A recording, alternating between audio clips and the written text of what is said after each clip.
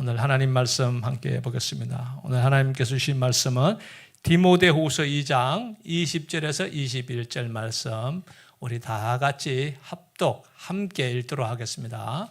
시작. 큰 집에는 금그릇과 은그릇뿐 아니라 나무 그릇과 질그릇도 있어 귀하게 쓰는 것도 있고 천하게 쓰는 것도 있나니, 그러므로 누구든지 이런 것에서 자기를 깨끗하게 하면 기이 쓰는 그릇이 되어 거룩하고 주인의 쓰심에 합당하며 모든 선한 일에 준비함이 되리라.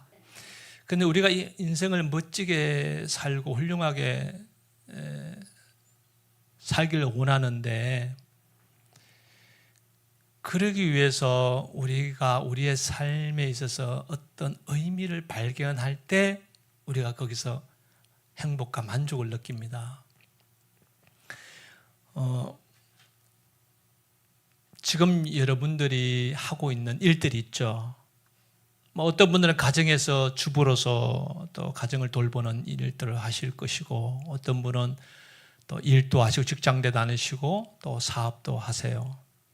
그런 모든 일들을 하시면서 그 일 속에 여러분 무엇을 발견해요? 의미를 발견하지 않나요? 가치를 발견하잖아요. 내가 하는 일에 의미가 있고 가치가 있으니까 거기에 대해서 우리가 최선을 다해서 헌신하고 열심히 살아가는 겁니다. 그렇죠? 제가 어떤 청년이 있었는데, 이 청년이 이제 학교를 졸업하고 대학을 졸업하고 이제 취업을 위해서 여러 회사에, 또 큰 회사에 이제 어플라이를 하고 그랬는데 1년이 되어도 어느 곳에서 연락이 오는 곳이 없어요. 그래서 이 청년이 마음이 참 답답한 거예요. 빨리 취직도 해야 되고 이제는 학교도 졸업했으니 이제 성인도 되고 뭔가 제 삶을 이루어가야 되는데 이게 뜻대로 잘 안 되는 거예요. 그러다 어느 날 어떤 대기업에서 연락이 왔습니다. 너 우리 회사에 와라. 그래서 이 청년이 그 회사에 들어가게 됐죠. 근데 이 청년이 참 기뻐하더라고요. 그래서 제가 그 모습을 보면서 저 청년이 왜 저렇게 기뻐할까? 그 이유가 뭘까? 가만히 생각해 보니까 아마 그 청년의 마음에는 내가 여러 회사에 어플라이를 했지만 그래도 저 회사에서 나를 알아주는구나. 나를 뽑은 거잖아요. 선택한 거잖아요. 그런 의미에서 내가 저곳에 쓰임받을 수 있다는 것에 대한 자신의 가치와 의미를 찾았기 때문에 그 청년은 기뻐하고 즐거워했을 것입니다. 누가 나를 알아준다는 것에 정말 큰 의미가 있어요. 하물며 하나님이 우리를 알아주시면 얼마나 우리가 기쁠까요? 그렇죠? 이미 하나님께서는 저와 여러분들 알아주세요. 느끼십니까? 여러분들 알아주신다니까요. 그래서 여러분들을 선택하시고 여러분들을 불러주신 거 아니겠어요? 그래서 우리도 하나님으로부터 부름을 받아서 하나님 앞에 쓰임받는 사람이 된다면, 그곳에서 하나님이 나를 부르심에 대한 그 가치와 의미를 찾을 수만 있다면 우리의 삶은 세상에서 어떠한 기쁨보다도 더 행복하고 즐거운 인생이 되리라 믿습니다. 여러분의 그런 삶이 되시기를 축복합니다. 오늘 말씀은 바로 그런 말씀이에요. 어떤 부잣집의 비유의 말씀인데, 어느 큰 집에 금그릇, 은그릇, 나무그릇, 질그릇이 여러 그릇의 종류가 있다라고 말씀하고 있죠. 혹시 여러분 집에 금그릇 있는 분 계세요? 금숟가락, 금숟가락은 있죠. 은숟가락, 금숟가락은 저도 봤는데, 금그릇, 보세요. 금그릇도 혹시 식사하신 분 계시나요? 엄청나요. 요즘 금 한 돈이 얼마나 비싼 줄 아세요? 엄청납니다. 한국 돈으로 75만 원이에요. 한 돈에. 그게 한 3.4g인가 5g인가 그럴 거예요 아마. 금값이 얼마나 올라왔는지 너무 비싸더라고요. 어쨌든 이 비싼 그릇도 갖고 있고 금방 땅에 떨어지면 깨질 그런 질그릇도 갖고 있어요. 그런데 오늘 말씀 20절 말씀 우리 다시 한번 보십시다. 다 잠 읽어볼게요. 시작. 큰 집에 금그릇과 은그릇뿐 아니라 나무 그릇과 질그릇도 있어 귀하게 쓰는 것도 있고 천하게 쓰는 것도 있느니라. 여러분 보세요. 아무리 금그릇이라 그래도 만약에 금그릇에 지저분한 것들이 무르 있다면 그 그릇을 다시 사용하겠어요? 안 하겠어요? 그것을 그대로 사용할 수는 없을 겁니다. 그러나 아무리 질그릇이라 그래도 금방 떨어뜨리면 쉽게 깨어지는 그릇이다 그래도 그것이 깨끗하게 씻겨져 있다면 주인에게는 요긴하게 쓰이겠죠. 그렇죠? 여러분들도 그렇지 않아요? 집에서 얼마나 그릇이 많아요? 아멘 안 하시네. 여러분 집에도 그릇 많으시죠? 우리 집에도 웬 그릇이 그렇게 많은지 좀 버리자 그래도 모르겠어요. 제가 있어야 할 때마다 한 번씩 몰래 버리는데 얼마나 무거워요 그릇이. 예, 일부러 막 깨버리고. 여러분 이런 그릇들이 얼마나 많은지 몰라요. 어쨌든 이 그릇들 중에도 여러분 식사를 할 때나 여러분 그 그릇을 사용할 때 지저분한 그릇 누가 사용합니까? 항상 깨끗하게 닦잖아요. 닦고 정리하고 깨끗한 것을 가지고 우리가 사용하죠. 이처럼 하나님께서도 오늘 이 말씀을 통해서 우리에게 그릇에 대한 그 의미를 우리에게 말씀하고 있어요. 이 큰 집은요, 무엇을 상징하냐면요, 하나님의 교회를 상징합니다. 그래서 그릇은 우리 성도들을 상징해요. 그러면은 하나님의 교회에 나온 우리 모두는 각각의 다양한 그릇들이에요. 그 그릇은 모양이 다 같아요, 틀려요? 그래요. 같다고 하면 안 됩니다. 다 틀립니다. 우리 생김새가 다 다르듯이 우리의 그릇은 다 달라요. 그렇다고 해서 이 본문에서 누구는 금그릇, 여러분은 금그릇이고 저는 질그릇이다, 그런 의미가 아니에요. 이거는 그저 예화일 뿐이에요. 여기서 말하는 의미는 교회 안에 성도들이 다 그릇인데 다양한 모습의 그릇을 가지고 있다라는 것을 말씀하는 거예요. 여러분들이 그 그릇의 모양이 다 다릅니다. 어떤 뭐라면 사기 그릇, 질그릇, 뭐 금그릇, 어쨌든 모양이 다 다르는데, 여러분 교회 신앙생활 하면서 힘들고 어려운 것 중에 하나가 뭐냐 하면 이 모든 그릇을 똑같은 그릇이 되어야 된다라고 생각하는 분들이 신앙생활하기 어려워요. 다시 말하면 나는 이렇게 생각하니 당신도 이렇게 생각해야 돼. 여러분 그럴 수 있어요, 없어요? 예, 생각이 다 다르잖아요. 한 가지의 어떤 문제를 놓고요, 각각의 시각이 다 다릅니다. 보는 관점이 다 다릅니다. 그래서 내가 본 관점 그대로도 당신이 봐야 돼라고 말하면 거기는 반드시 문제가 생겨요. 그러면 그 공동체는 온전한 공동체가 될 수가 없어요. 그러면 어떻게 해야 될까요? 각각 다 다른 그릇을 어떻게 바라보아야 될까요? 할렐루야. 예쁘게. 좋아요. 좋은 정답이에요. 있는 그대로를 바라보아야 합니다. 할렐루야.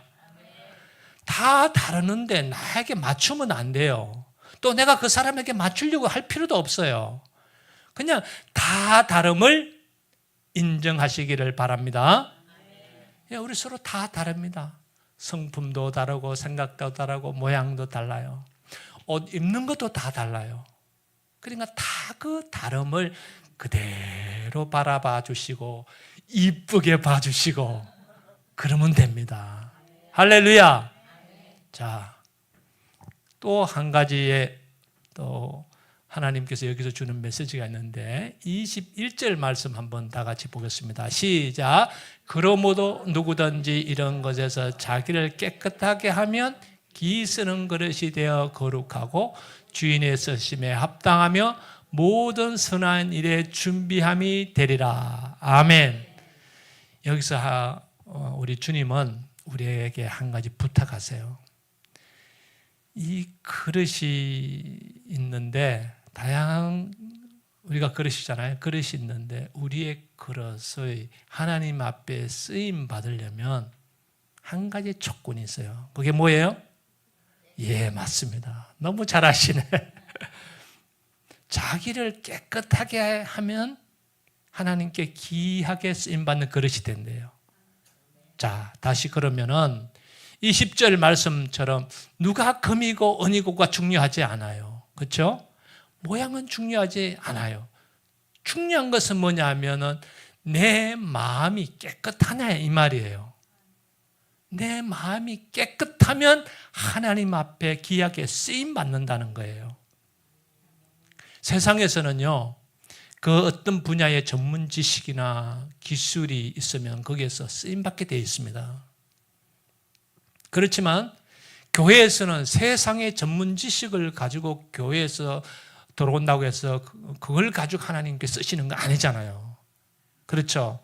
여러분들도 각각의 어떤 달란 세상에서 배운 기술이 있고 전문 지식들이 있잖아요. 근데 그것으로 하나님께 쓰는 것이 아니라 하나님께서는 우리를 바라보시려면 무엇을 보냐면 마음을 보시는 거예요. 우리의 마음이 얼마나 깨끗한가. 저와 여러분이 우리 마음을 깨끗하게 할 수 있기를 축복합니다. 깨끗한 그릇으로 준비될 때 하나님께 쓰임받아요. 다시 말하면 우리 교회가 하나님 앞에 쓰임받으려면 우리 한 사람 한 사람이 교회잖아요. 교회인 여러분들이, 저와 여러분들이 우리의 마음이 깨끗해야 됩니다. 그러면 무엇으로 깨끗해야 되느냐? 여러 가지 성경에는 많은 말씀이 있어요. 그 중에 우리의 마음을 깨끗한 그릇이 되어 하나님께 쓰임 받으려면 저와 여러분의 마음속에 무엇이 있어야 되냐? 온유함이 있어야 됩니다. 온유함 성품. 우리가 신앙생활 하는 데 있었어요. 온유한 성품이 너무 중요해요. 성경에서 이 온유함은 겸손하고 온화한 마음을 의미해요. 그런데 여러분, 이 온유한 사람들 여러분 주위에 보셨나요? 보셨어요? 안 보셨어요? 할렐루야? 옆에 분 보세요. 옆에 분. 멀리서 찾지 마시고 옆에 분 보세요. 뒷분도 앞에 분 보세요. 얼마나 온유하신 분이에요. 우리 성도님들이 다 온유하신 분들이잖아요. 할렐루야. 저도 온유한 사람이 되고 싶어요. 여러분, 온유한 사람이라고 해서요, 성질을 안 내고, 할 말 못하고, 그냥 가만히 있고, 지주듯이 가만히 있는 사람이 온유하다는 사람이 아니에요. 여러분, 온유한 사람의 의미를 잘 알으셔야 돼요. 온유한 사람은요, 마음에 힘이 있어요. 힘이 있지만 그 힘을 다스릴 수 있는 사람이에요. 이런 사람이 온유한 사람이에요. 그리고 감정도 있어요. 감정도 있지만 자기 그 감정도 다스릴 수 있는 그런 사람이 온유한 사람입니다.